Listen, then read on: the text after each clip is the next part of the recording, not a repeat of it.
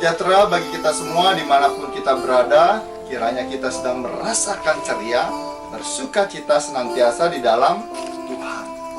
Bapak Ibu saudara-saudari kasih Tuhan, salah satu tugas panggilan kita sebagai anggota tubuh Kristus adalah menjalin keharmonisan antara satu anggota dengan anggota yang lain dalam cinta kasih Kristus. Sebagai anggota tubuh, tentu kita memiliki perbedaan masing-masing. Sayangnya perbedaan yang ada dalam diri kita seringkali menciptakan pertentangan yang kuat, yang pada gilirannya dapat menciptakan perpecahan. Kalau kita perhatikan firman Tuhan dalam Roma 14 dan 15, perpecahan yang terjadi dalam jemaat Roma dikarenakan adanya pihak yang kuat dan juga yang lemah. Pihak yang kuat adalah mayoritas orang-orang Kristen non-Yahudi yang merasa merdeka dari hukum Musa. Sedangkan orang yang lemah adalah orang-orang Kristen Yahudi yang masih terikat pada tradisi sesuai hukum Musa. Pihak yang kuat seringkali menghakimi yang lemah dalam hal praktik-praktik tentang makanan dan hari-hari utama. Kepada kelompok yang lain mereka mencemooh, menganggap lemah iman serta tidak memahami kemerdekaan dalam Kristus. Sudah seharusnya mereka yang kuat menolong serta menuntun mereka yang lemah dalam lembut dan ramah. Bukan menghakimi mereka yang dianggap lemah, bahkan menghinanya karena merasa memiliki kemampuan dan juga wawasan yang luas. Kelompok ini menjadi sombong dan merendahkan yang lain. Sebaliknya, kelompok yang disebut lemah tidak berani menggunakan kemerdekaan yang mereka miliki. Ternyata juga menghakimi mereka yang kuat. Mereka yang kuat dipandang seakan-akan sebagai orang yang suka-suka hati. Mereka tidak berpegang pada hukum Tuhan, padahal mereka mengerti akan firman Tuhan. Sehingga kelompok yang lemah menghakimi yang kuat sebagai pelanggar aturan, penghina ketetapan Allah dan juga lain sebagainya. Akibat yang ditimbulkan bisa kita bayangkan bersama. Terjadi pengelompokan dalam tubuh Kristus. Mereka saling menghakimi satu dengan yang lainnya. Mereka menghina dan mengakibatkan perpecahan. Paulus menasehati agar kedua pihak itu saling menerima meskipun terdapat perbedaan satu dengan yang lainnya.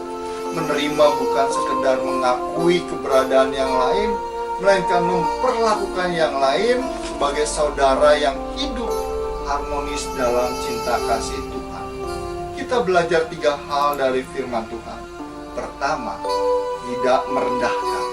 Roma 14 ayat 3 menyaksikan, siapa yang makan janganlah menghina orang yang tidak makan, dan siapa yang tidak makan janganlah menghakimi orang yang makan, sebab Allah telah menerima orang itu.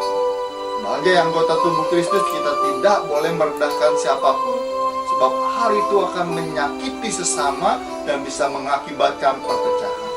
Bukan hak kita untuk menghakimi seseorang, apalagi menghina orang lain. Kasihilah sesama yang ada di sekitar kita. 2.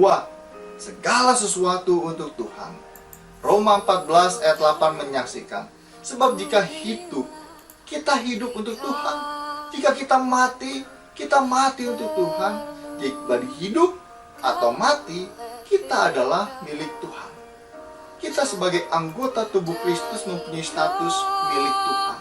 Sudah selayaknya kita yang adalah milik Tuhan, hidup dan kehidupan kita lakukan sesuai dengan kehendak Tuhan dan untuk kemuliaannya.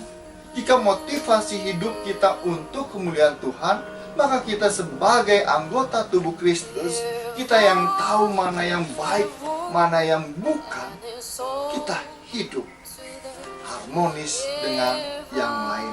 3. Bertanggung jawab kepada Allah.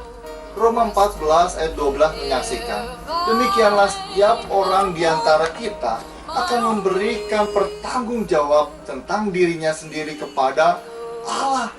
Sebagai milik Allah, maka sudah sewajarnya lah kita mempertanggungjawabkan kehidupan kita kepada Allah.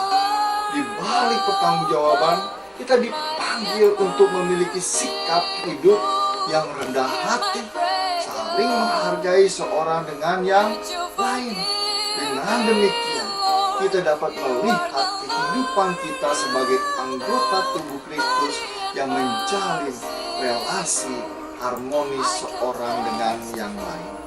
Hidup harmonis adalah hidup yang seharusnya mencerminkan diri kita sebagai anggota tubuh Kristus yang saling menerima, menghargai, dan mendukung satu dengan yang lainnya. Hal ini kita lakukan untuk mewujud nyatakan misi Kristus bagi dunia.